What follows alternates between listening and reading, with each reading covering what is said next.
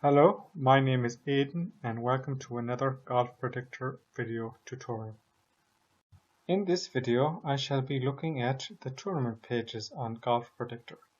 To do that, go to the information menu and select Tournaments. You will then see this page, which I have already opened on another tab. Here you can see a color-coded list of all the tournaments in the selected GP season on the selected tour. If you scroll down a little, you will see that tournaments in the future are in green, tournaments in the current week are in orange, and tournaments that have concluded are in light grey. Another thing you can see there is the average course length for all the tournaments in the list, which is 7,282 yards. Once again, if you hover over the link for the tournament, you will see additional information such as the finish date for the tournament and the course it has been held on. Clicking on the link will bring you to the tournament page, which we will see in a few moments. Another thing to note about this page is that, as you can see there, the week numbers are in descending order, starting with the tournament latest in the year. This happens after about week 25 every season. Before that, you will see the week number in ascending order. This was done so that when you're searching for the current tournament, which most people are when they're on this page, it will be quicker to find the tournament in the list. There are several other tournament pages available from this page which you can also look at. You can see the tournament list with more course information, with field strength information, or in a calendar type view. So we will take a quick look at each of these pages. Clicking on this link for host course information, you will be brought to this page, which I have also opened on a tab, where it's the same list of tournaments, but this time, as you can see, you see the course information in one of the columns. And hovering over the course link, you will see more information such as the length and the location of the course. Clicking on any of these course links will of course bring you to the course page for that particular course. Okay, if you choose to see the tournament list with field strength, you will see this particular page. Again, very similar to before, except this time you have the field strength metric as a sortable column. And on the top you see the average field strength for the matching tournaments in the chosen season and on the chosen tour. So this is a very handy page for seeing the relative strengths of all the tournaments in a given season on a given tour. Finally, you can also see the list of tournaments as a calendar view. And if you click on that page, you will see this. So here you can see the tournament list in a totally different layout, this time in a calendar type interface, with the current date highlighted in green, which is showing the final day of the French Open in Paris and also the final day of the Greenbrier Classic in America. So that's it for the various ways you can see the tournament list. So we'll now go back to the main tournaments page and scroll down until we see the Greenbrier Classic highlighted in orange, which is on this week. So clicking on that will bring us to the following page, also opened already in a tab.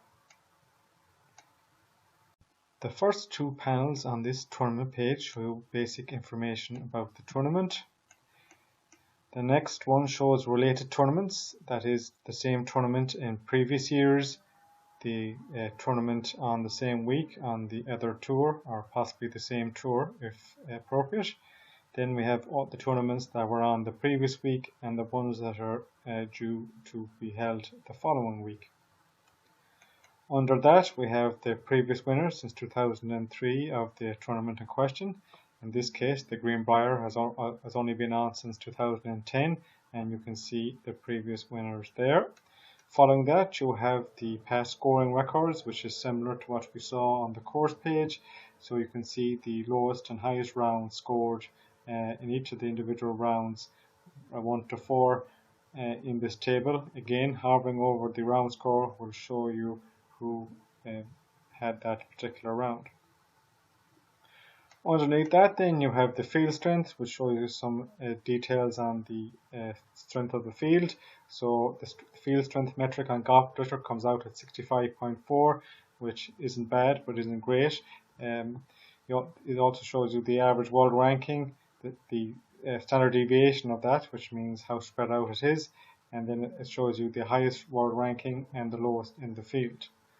And clicking on this chart link here will bring up a graphical representation of that, and those of you who saw the prediction rankings page video will find this very familiar, because this is the same chart, but this time it appears in a pop-up window. Once again, as normal, if you hover over a bar such as the 101 to 150 world ranked, as you see there, you will get more information. Okay, so closing that again. Following that, all you have are results-based information, and since the Green Bar Classic hasn't been completed yet and the results not inputted into Golf Predictor, you cannot see any information about that yet. However, if we go back to a tournament from last week, for example, the Travelers Championship, which Bubba won, so we'll just load up that page instead so that we can see that results-based information. So scrolling down again to the very bottom. Now, instead of not available, you can see all the round scores in the particular tournament and charts based on that as well. Another interesting stat is the leaderboard after every round. So for example, if you wanted to see who was leading after round one, just hover over that leaderboard in the round one table column, and you will see then that Bubba was leading with 62 after round one. Hover over the round two one, you can see he was still leading after round two. You can see after round three that Brian Harman had hit the lead, but as you see down here in the main results table, and this is the one that is the most important, obviously, you see that Bubba came through to win at the end. Once again, hovering over the clickable link in the table shows more information. In this case, it shows his total number of strokes in the tournament. So as you can see, there's comprehensive results on this page for the tournament and stats, and also stats on previous winners and related tournaments. So overall, there's a lot of information to digest on this tournaments page. Well, that's about it for this tutorial. I hope you enjoyed it. Thanks for watching, and I'll talk to you again soon.